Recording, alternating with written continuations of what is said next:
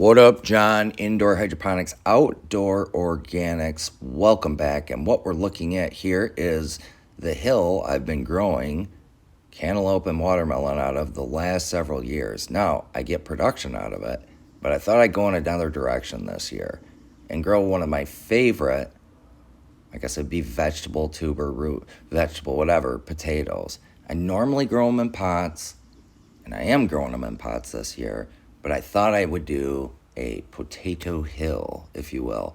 And all I'm doing is turning over that hill. It's got plenty of nutrients and things like that in it already from just gardening in it in years gone by.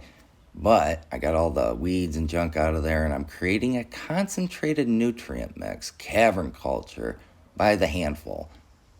BioLive, fish bone meal's a big one.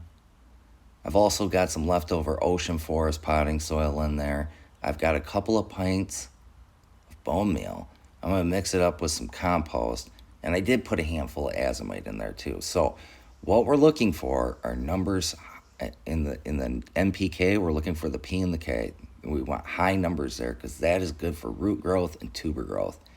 And what I've got here is a well method where I'm putting those nutrients directly where I'm going to put the potatoes.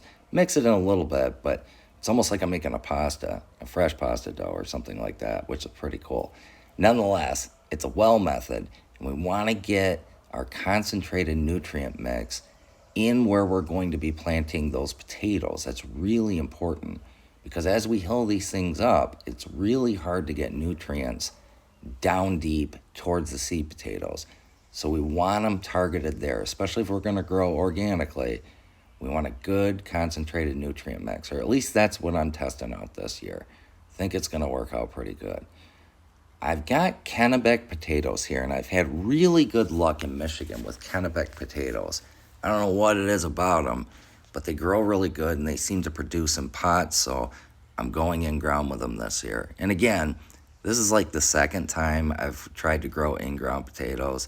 First time didn't go well, but I'm using all the things that I've learned over the years to really boost this one up, and it's turning out very well. On those Kennebecs, the sprouts, make sure you point them up. If you point them up, you get vegetation quicker, it gets through the soil quicker, and you get vine growth quicker. So sprout, point them up.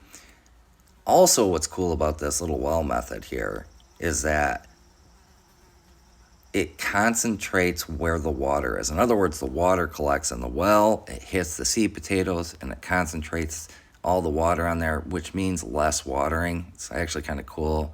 Catches rain, catches water, although we haven't gotten rain at all this year. Nonetheless, we go a couple of weeks, boom, we got our first growth. A couple of weeks after that, these things are starting to really get going. Now, I'm going to put a little bit of kelp meal in there because I use kelp meal for everything. It's just kind of like the magic amendment, I think, for organic plant growth. So I always add it. I've got some leftover living soil, which I'll shoot a video series on that coming up. But I'm getting into this living soil stuff. Again, more to come on that, but it's completely organic. It's growers mix and some amendments and things like that. And that was kind of like my first hilling. So I covered up probably a good 4 to 5 inches of the vine. And then I put some mulch around there to keep the water collected. Give it another couple of weeks, and these things are frickin' banging. Water it a couple of times a week. I give it a good, soak. I've been hand watering them, but I'll put the watering wand towards the base of the plant and just let it trickle in for a good hour. And when these plants start to look scraggly, that's the time to hill them, right? These vines are starting to fall over. They want to run. I want to keep them growing up, keep them off the ground, keep them away from the bugs. And it's been going great this year. But in all my potted plants, for the most part, I grow potatoes in straight compost. And that's what I'm going to do here this year too.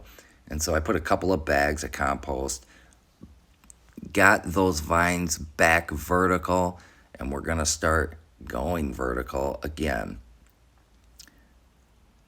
So what I don't want to do is continue to hand water these things as we're going vertical, because what it does is it washes out all that compost and it gets it further away from those vines.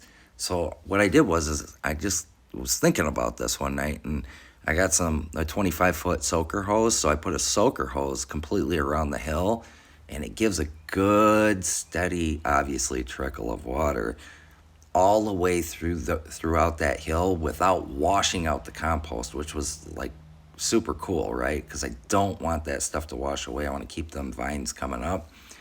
I water for about an hour twice a week. And my logic there is this hose gives out 1 gallon of water per foot per hour. 25 foot will give me 25 gallons per hour. I think that's plenty. And like I say, it doesn't wash the hill out. So it's been working out really well. And the plants are they are some of the healthiest potato plants I think I've ever grown. And it's working out really well, especially with those amendments down there. That slow trickle of water, not washing it out.